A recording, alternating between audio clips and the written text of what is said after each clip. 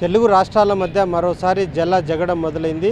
గతంలో అనేకసార్లు ఈ రెండు ప్రాంతాల మధ్య, రెండు రాష్ట్రాల మధ్య విభేదాలు ఉన్నప్పటికీ తాజాగా సూపర్ ఎల్నినో కారణంగా ఈ విభేదాలు మరింత తీవ్రమయ్యే సూచనలు కనిపిస్తున్నాయి.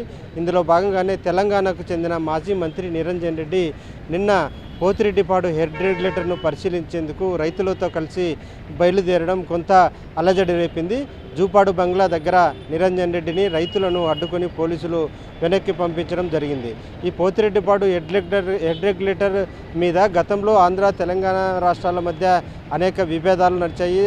అసెంబ్లీలో కూడా దీనిపై వాదోపవాదాలు జరిగిన పరిస్థితి ఉంది. అయితే ఈ శ్రీశైలం నీటి కేటాయింపుల ఆధారంగా ఈసారి అలొకేటెడ్ వాటర్ కన్నా ఆంధ్ర ఎక్కువ నీటిని తీసుకుంటుంది అనేది తెలంగాణ ఆరోపిస్తున్న వాదన. అయితే దీనిపై ఇటీవల కాలంలో తెలంగాణలో కాంగ్రెస్ బీఆర్ఎస్ మధ్య నీటి కేటాయింపుల మీద పెద్ద ఎత్తున అక్కడ వాదోపవాదాలు జరుగుతున్నాయి. ఒక పార్టీ మీద మరో పార్టీ విమర్శలు చేసుకుంటున్న ఆ పరిస్థితి అక్కడ ఆ రాష్ట్రంలో నెలకొంది.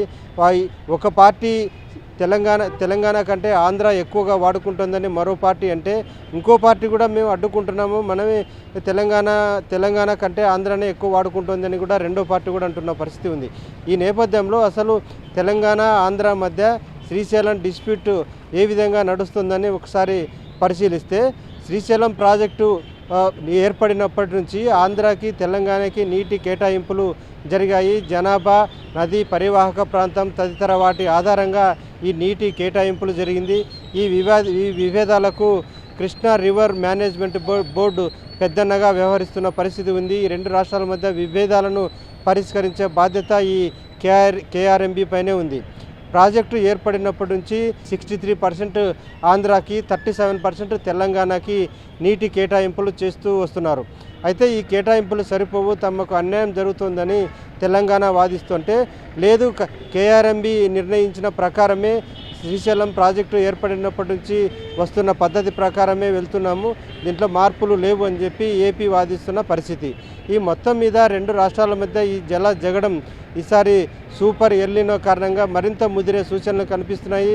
నిన్న నిరంజన్ రెడ్డి చేసిన హల్చల్ కొంత అలజడి రేపిందని చెప్పవచ్చు. రానున్న రోజుల్లో ఈ పరిస్థితి మరింత తీవ్రమయ్యే సూచనలు కనిపిస్తున్నాయి.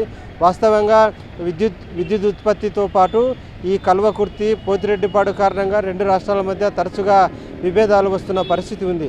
ప్రస్తుతం సూపర్ ఎల్నినో కారణంగా శ్రీశైలం డ్యాంకు నీటి రావడం అనేది చాలా తక్కువైంది. ఇప్పుడు ప్రస్తుతం 180 టీఎంసీల నీరు శ్రీశైలం డ్యాంలో నిల్వ ఉంది.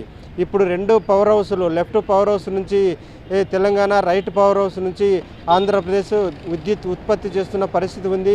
దిగువకు నాగార్జున సాగర్కి నీటి విడుదల వెళ్తున్న పరిస్థితి కనిపిస్తోంది. మరి ఈ నేపథ్యంలో తాగునీటికి కానీ, సాగునీటికి కానీ రెండు రాష్ట్రాల మధ్య ఇబ్బందులు ఏర్పడకుండా, వివాదాలు తలెత్తకుండా, పోలీసు బందోబస్తు ఏర్పడే సమస్యలు రాకుండా చూడాల్సిన బాధ్యత కృష్ణా రివర్ మేనేజ్మెంట్ బోర్డు పైనే ఉందనేది చాలా స్పష్టంగా కనిపిస్తోంది. ఇది ఇక్కడి తాజా పరిస్థితి.